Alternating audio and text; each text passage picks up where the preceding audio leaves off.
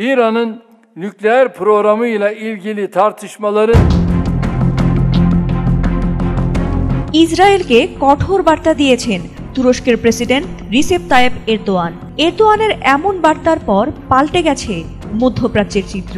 একদিকে ইসরায়েলের পক্ষে অবস্থান নিয়েছে যুক্তরাষ্ট্র, ফ্রান্স, অন্যদিকে ইরানের পাশে দাঁড়িয়েছে চীন, রাশিয়া, উত্তর কোরিয়া। এমন পরিস্থিতিতে মনে হচ্ছে ইরানের সবচেয়ে কাছের মিত্র দেশ হয়ে উঠেছে তুরস্ক। এরদোয়ানের এমন বার্তার পর তাহলে কি ইরানের হয়ে যুদ্ধে নামছে তুরস্ক? İran'ın nükleer tesislerini টানা কয়েকদিন ধরেই ইরান এবং ইসরায়েলের হামলা পাল্টা হামলায় উত্তপ্ত হয়ে উঠেছে মধ্যপ্রাচ্য।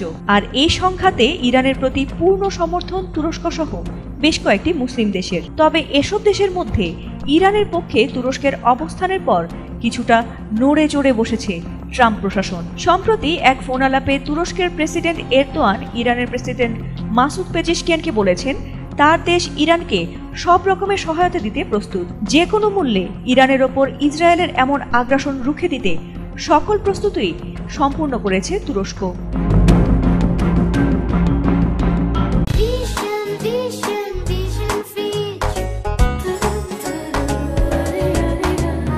16 জুন ইরানের প্রেসিডেন্ট মাসুদ পেজেশকিয়ান ও তুরস্কের প্রেসিডেন্টের মধ্যে ফোন আলাপের দিকে চেয়েছিল গোটা মধ্যপ্রাচ্যের মুসলিমরা।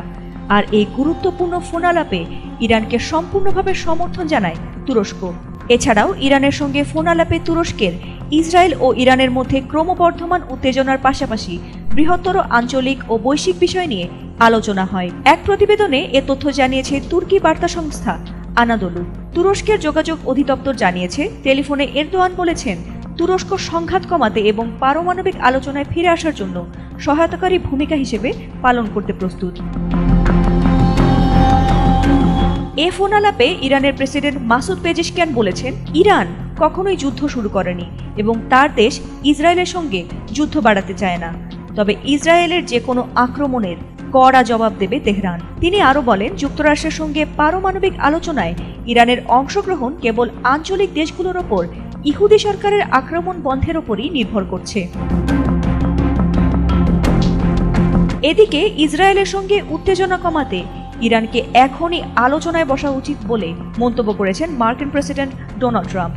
তিনি বলেছেন আমি বলবো ইরান এই যুদ্ধে জিতছে না, তাই দেরি হওয়ার আগেই তাদের কথা বলা উচিত। সোমবার G7 সম্মেলনের ফাঁকে কানাডার প্রধানমন্ত্রী মার্ক কার্নির সঙ্গে বৈঠকের শুরুতে কথা বলেন মার্কিন president Donald Trump. Fatima Sultana, ATN Bangla.